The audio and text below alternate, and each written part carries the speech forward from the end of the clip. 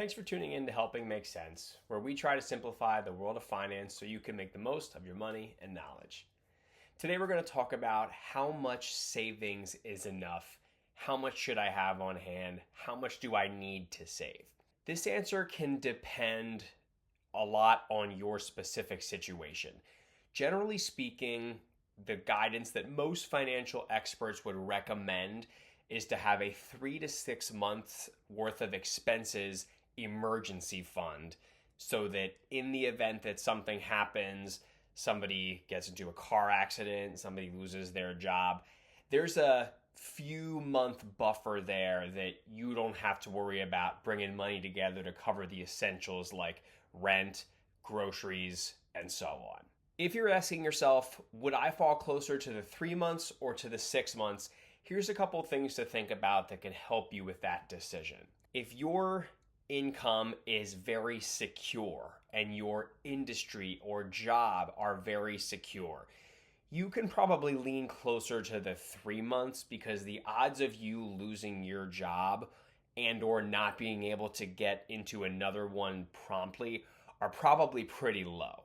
If you're somebody who works in a more volatile industry as far as your income, meaning that you could be commission based, maybe you get paid less frequently than the typical pay cycle.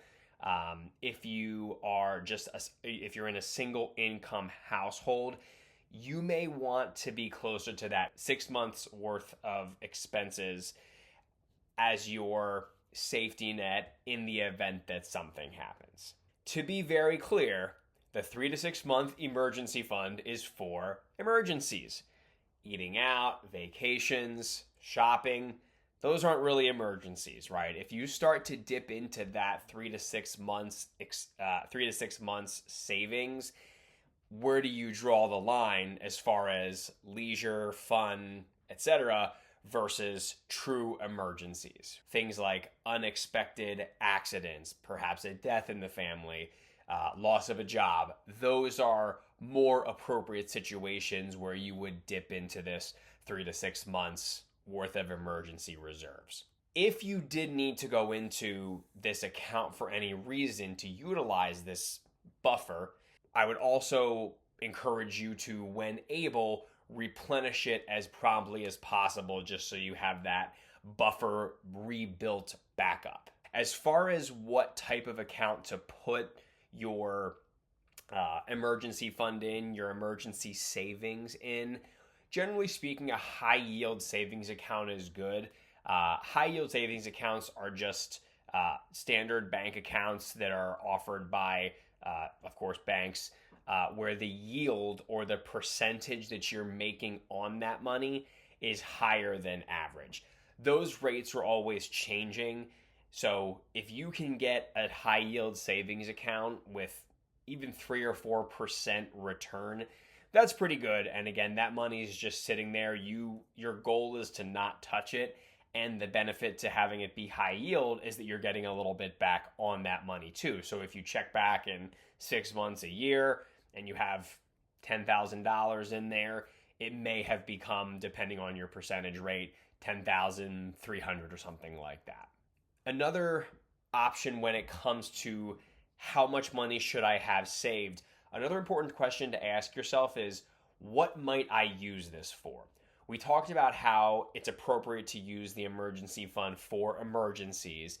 However, if you have other short-term savings goals, for example, in the next 3 years, maybe you're saving to buy a car, maybe you're saving to put a down payment on a home, you may want to beef up this money, this account, a little bit more aggressively. You might be asking yourself, why not put that money back in the market, right? The stock market, or maybe in some other investment or opportunity that you think that money could grow. The short answer is, and what I would encourage you to ask yourself is, what if that investment that I invest in today is down, let's say even 10, 20% in 2 or 3 years when you need that money?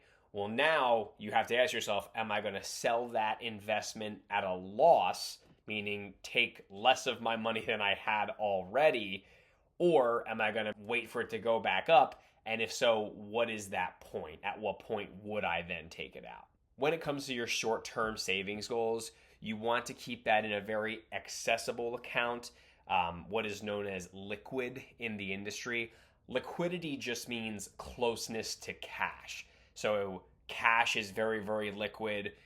Real estate, for example, a home is very illiquid, meaning that it would take a lot of steps to get that home to turn into cash in your pocket if you're the owner of that. High yield savings accounts, also pretty liquid. Stocks and funds are a little less liquid, but they're still closer to cash than something like a property or something like that.